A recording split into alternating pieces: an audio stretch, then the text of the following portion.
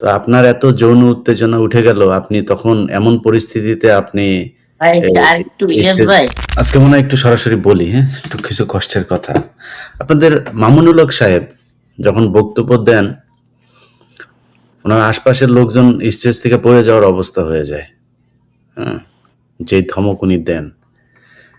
জেলখানায় ছিলেন, জেলখানায় কেন গিয়েছিলেন সেটাও আমরা জানি। আপনি সারা দেশে মোদি বিরোধী আন্দোলনের লোকজনকে আপনি রাস্তায় নামায় দিলেন। এরপরে আপনি গার্লফ্রেন্ড নাকি বউ নিয়ে আপনি ইয়েতে গেলেন, রিসোর্টে গেলেন। তো আপনার এত যৌন উত্তেজনা উঠে গেল, আপনি তখন এমন পরিস্থিতিতে আপনি ভাই এ আরেকটু ইলিয়াস স্টেজ ভাই, ইলিয়াস ভাই আরেকটু মানে নমনীয় হব? শালীনতার সাথে আরেকটু বললেন। নমনীয় হব? মানে বলেন ঠিক আছে, মানে কথা যেগুলো আমরা একটু থামাবো না আপনাকে, কিন্তু আচ্ছা, আরেকটু নমনীয় হয়ে বলি। মানে উনি যে এই ইয়েতে গিয়েছিলেন, মানে রিসোর্টে স্ত্রীর সাথে দেখা করতে গিয়েছিলেন, একান্তে সময় কাটাতে গিয়েছিলেন। তো এই যে উনি ওই সময় গিয়ে তারপরে ধরা-টরা খেলেন, তারপরে জেলখানায় যাওয়ার পরে যেই মানুষগুলো, কেন বললাম জানেন? কথাগুলো কেন বলছি? কারণ ওই জেলখানার মানুষগুলোর পরিবারের সাথে নানানভাবে আমি কিন্তু সম্পৃক্ত। যারা উনাকে নিজের আপনি আপনি নিজে জেলে ছিলেন, আপনি জানেন সেখানে পানির স্বল্পতা, গোসল করার, উজু করার জন্য পানি পাওয়া যায় না। অনেকের গোসলের পানি ২-৩ জনের পানি উনাকে দিয়ে দিয়েছেন। বাড়ির থেকে একটু খাবার গিয়েছে, সেই খাবার হুজুরকে দিয়েছেন। এই মামুনুল হক বের হয়ে কারোর কথা মনে রাখে নাই।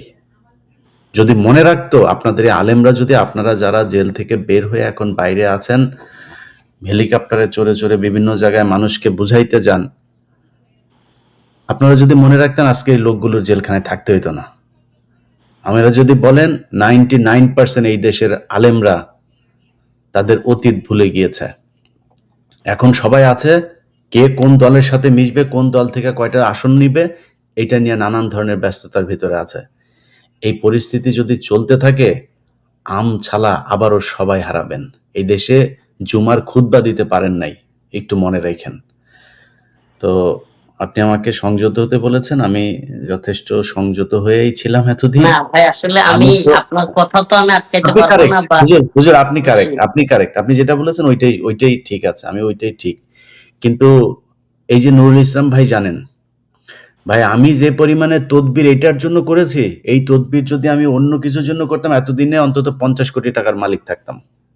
বাস্তব, আমি সাক্ষী এটা, আমি জানি। অন্তত ৫০ কোটি টাকা। আমি যেই রাষ্ট্রের যেই পর্যায়ের মানুষের সাথে কথা বলিয়ে দিয়েছি আপনাদের বিভিন্ন জনকে, বিভিন্ন জনের জামিনের ব্যাপারে। অনেকের জামিন হইতো না। আমি ইলিয়াস হোসেন সেখানে ইন্টারফেয়ার না করলে জামিন হইতো না। করানো হয়েছে, জামিন হয়েছে। কোনো বলেন, আপনারা জানেন, বলেন কারোর কাছ থেকে কোনো টাকা পয়সা নিয়েছি, চেয়েছি? পকেট থেকে দিয়েছি আমি। নুরুল ভাইকে জিজ্ঞেস করেন, আমার পকেট থেকে লক্ষ, লক্ষ টাকা দিয়েছি আমি। আমি গরিব মানুষ। আল্লাহ আমাকে যতটুকু সামর্থ্য দিয়েছে চেষ্টা করেছি। এগুলি অনলাইনে সোশ্যাল মিডিয়াতে বলিও নাই, বলার বিষয়ও না। কিন্তু এই দেশের আলেম সমাজের দায়িত্বটা কি? আপনাদের কারণে সেই মানুষগুলো এখনো পর্যন্ত জ্বলে, মানে জেলখানায় আছে। বিশ্বাস করেন, যদি ভুলে যেতে পারতাম, এগুলো নিয়ে যদি খারাপ না লাগতো, আপনারা কেউ যদি এই মানে না করতেন, তাইলে এই এগুলিতে যাইতাম না। এখন খারাপ লাগে, আমার খারাপ লাগে। এখন কি করব? অনেক মানুষ, এই যে আপনারা ৩ জন দাড়ি টুপিওয়ালা মানুষ আছেন না? আমি যেখানে বসে আছি, এখানে বসে আপনাদেরকে নিয়ে কথা বলতেও অনেকে না করেন। ভাই আলেমদেরকে আপনি আপনার ইউটিউব চ্যানেলে আইনা খায়া ফেলবে।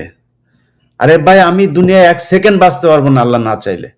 কত এসব বিপদ, আল্লাহ কত বিপদ দিয়েছেন, আল্লাহ সেটা কাটিয়ে দিয়েছেন। তো এগুলি নিয়ে কেয়ারও করি না। কিন্তু কথা হইলো যে আপনি আলেম, আপনার আরেকজন আলেম সহকর্মীকে, আপনি সহযোদ্ধাকে আপনি জেলখানায় রেখে আসলেন। আপনি ইচ্ছা করেন ওই মানুষটা জেল থেকে বের হোক। যদি সত্যি হয় আমি যেকোনো জঙ্গিবাদের বিরুদ্ধে। কেউ যদি আসলেই জঙ্গি হয়ে থাকে তার বিচার করেন। এই যে নুরুল ইসলাম ভাই কথাগুলো বলল, ভাই নতি হারিয়ে গিয়েছে সেজন্য সে জেলে। এই যে ফেনীর ঘটনা, এখন জানে যে ফেনীর ঘটনাটা এখন কোর্টে উঠলেই সেটা হয়ে যাবে। প্রতিটা ঘটনায় ম্যানুয়ালি অ্যাটর্নি জেনারেলকে বলা লাগে, ওনাকে বলা লাগে, ওনাকে কেন বলা লাগবে কেন রে ভাই? আপনি সেই মানুষগুলির রক্তের উপর দাঁড়িয়ে তারপরে আজকে আপনি এই চেয়ারে বসেছেন। জীবনে কোনোদিন আপনি আইন উপদেষ্টা হইতে পারতেন, জীবনে আপনি জাজ হইতে পারতেন, যে জায়গায় আপনারা আছেন ভুলে গেলেন। তো এই জন্য খারাপ লাগে ভাই।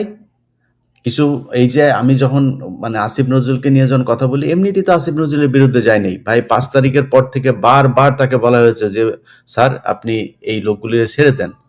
আর যেই কন্ডিশনে বলেন, যে ভাই বললেন যে কোনো কন্ডিশনে পাসপোর্ট রাখবেন, দেশে যাইতে পারবে না, এই জেলা থেকে ওই জেলায় যাইতে পারবে না, এই হাসপাতালে ভর্তি হইতে পারবে না, ওই যেই কন্ডিশন আপনার ইচ্ছা হয় এই কন্ডিশন দিয়ে আপনি জামিন দেন, তারে কোনো সমস্যা নেই। মুসলেখা লাগবে, কারোরে আপনি আটক রেখে করবেন, সমস্যা নেই, করেন, যে কোনো পদ্ধতিতে জামিন দেন, মামলাই উঠায় না, জামিন তো বহু দূরের কথা।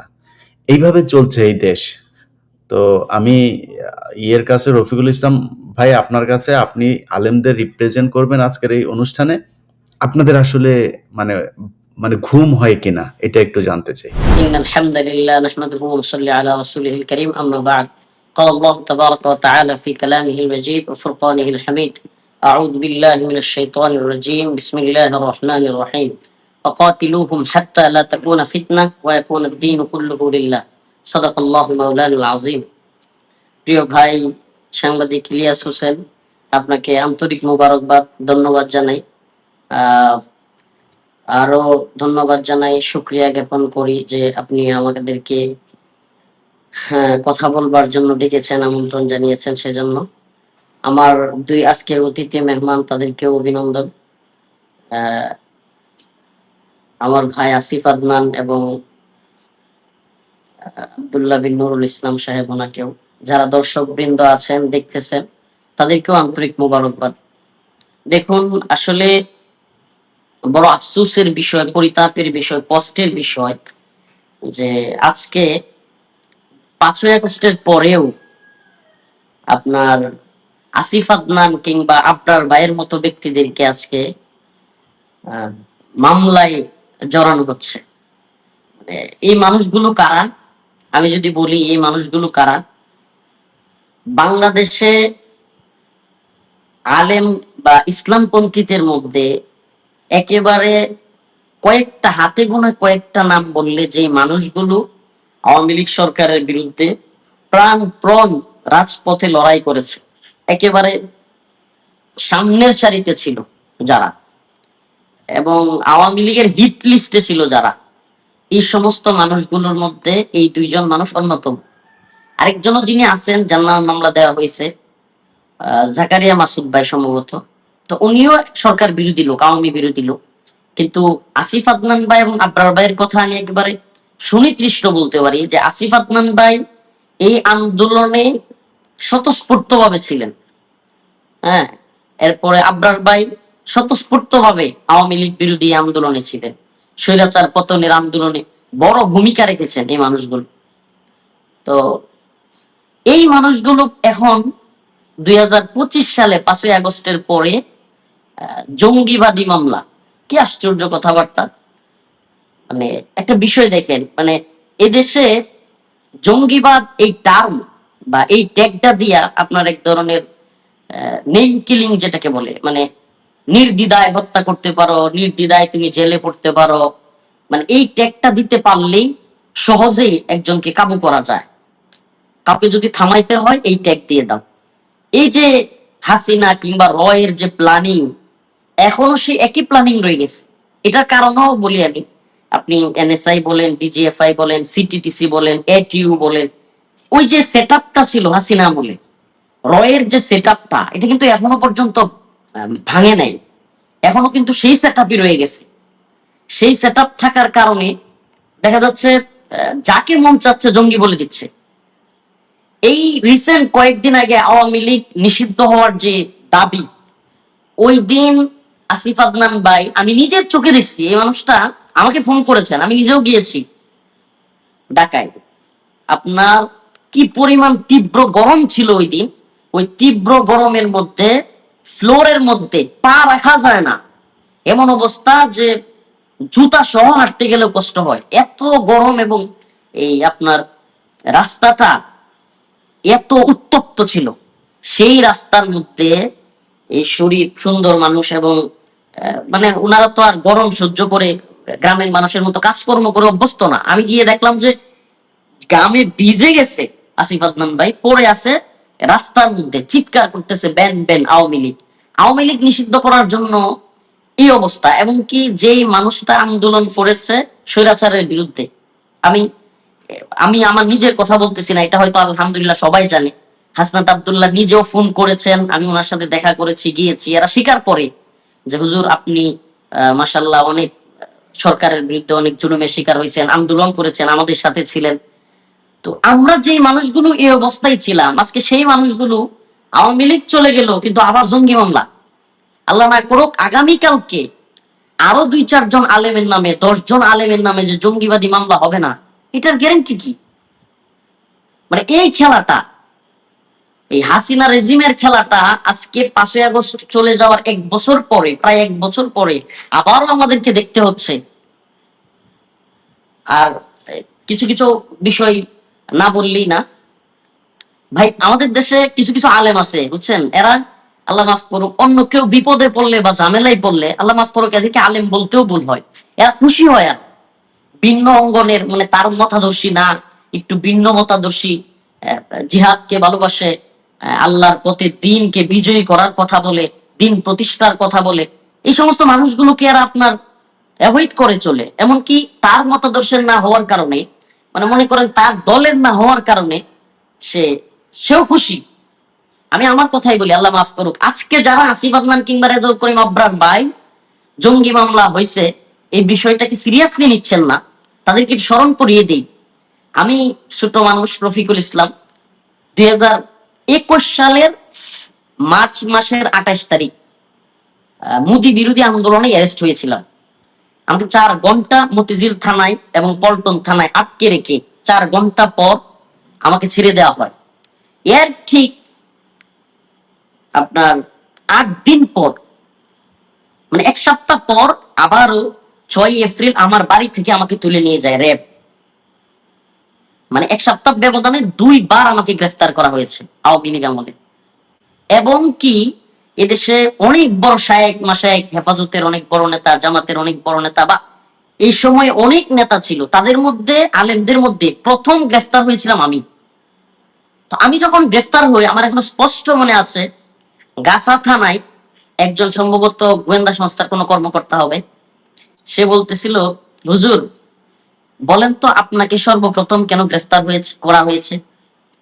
আমার তখন মানে একেবারে কোট করতেছি, আমার এখন স্পষ্ট মনে আছে। আমি বলছি যে মানে কেন বলেন তো, মানে আমিও কৌতূহলী বশত জবাব দিলাম, আমি জানতাম ওরা কি বলবে। বলতেছে হুজুর আপনাকে দইরা আমরা একটু টাচ করতেছি, আপনাকে দইরা টাচ করে দেখতেছি যে হুজুররা কি বলে। যদি হুজুররা ওয়াল্লাহি, মানে একেবারে আল্লাহ মাফ করুক, আমার কথা বিশ্বাস করবে জানি, আপনারাও বিশ্বাস করবেন বা যারা শুনতেছে অডিয়েন্স, দর্শক শ্রোতাও, একেবারে আমি মসজিদের মধ্যে লাইভে আছি, মসজিদে বসে, আমার মাদ্রাসা মসজিদে, মানে ওই কথাটা ওই গোয়েন্দা সংস্থার লোক বলেছিল যে হুজুর আপনাকে ধরে আমরা টাচ করছি, যদি বুঝি যে তেমন কোনো ইয়া হচ্ছে না তাইলে আমরা সবাইকে ধরব। একেবারে মানে 10 দিনের মধ্যে, একেবারে দ্রুত সময়ের মধ্যেই হেফাজতের সাংগঠনিক সম্পাদক আইজুল হক ইসলামাবাদী ভাই, এরপরে মৌলানা জুনায়েদ আল হাবিব সাহেব, মুফতি সাখাওয়াত হোসেন রাজি সাহেব, মুফতি মনির হোসেন কাসিমি, মৌলানা মামুনুল হক সাহেব, মুফতি মনির হোসেন কাসিমি, মুফতি আমির হামজা হুজুর, আরো যত আলেম উলামা আছে, একেবারে আমাকে কথাটা বলা আর 2-4 দিন পর থেকে আবার আমাকে দেখায়, প্রতিদিন 1-2 জন করে ধরে আর আমারে টিভির সামনে নিয়ে আমারে বসে বসে দেখায় যে এই যে দেখেন আজকে আরো 2টারে ধরছি। বলছিলাম না যে আপনারা 2 একটা বাস্তবতা হলো, যারা মনে করে যে এই আসিফ আদনান কিংবা রফিকুল ইসলাম মাদানী, হারুন ইজহার, মাহমুদ হাসান গুনবী বা এই জাতীয় যারা কিনা দাওয়া জিহাদের পক্ষে কথা বলে, হ্যাঁ, তো এদেরকে কোনো কিছু করে ফেললে যারা আল্লাহ মাফ করুক যে সমস্ত লোক খুশি হয়, সেই সমস্ত লোক মনে করে যে তাদেরকে ধরবে না। আরে ভাই, আমরা আমেরিকা বলেন, ভারত বলেন, এই পশ্চিমারা কিংবা ভারতের শত্রু আসিফ আদনান কিংবা রেজাউল করিম আবরার না। এই পশ্চিমারা এবং এই ভারতের শত্রু হলো ইসলাম, এই দাড়ি টুপি, এই ইসলামী মূল্যবোধ, এই ইসলামী শরিয়া, এটা হলো তাদের একটা বিরাট বড় শত্রু। এটা তাদের এজেন্ডা যে আমরা প্রথমে জঙ্গিবাদ বলে ধরবো, তারপরে মৌলবাদ বলে ধরবো, তারপর রাজাকার বলে ধরবো, একটার পর একটা ট্যাগিং দিব আর এই ইসলামপন্থীদেরকে ধরবো। এটা তাদের প্ল্যানিং। এবং আমি যখন রিমান্ডে ছিলাম এই কথাগুলো আমি আবারও বলছি, আমাকে ঠিক এইভাবেই বলা হয়েছে যে হুজুর আপনাকে টাচ করছি দইরা, হালতটা দেখতেছি দেশের পরিস্থিতি কি হয়, যদি উত্তপ্ত হয়ে যায় আপনাকে ছেড়ে দিব, আর যদি না হয় তাহলে আরো হুজুরদেরকে ধরে নিয়ে আসবো।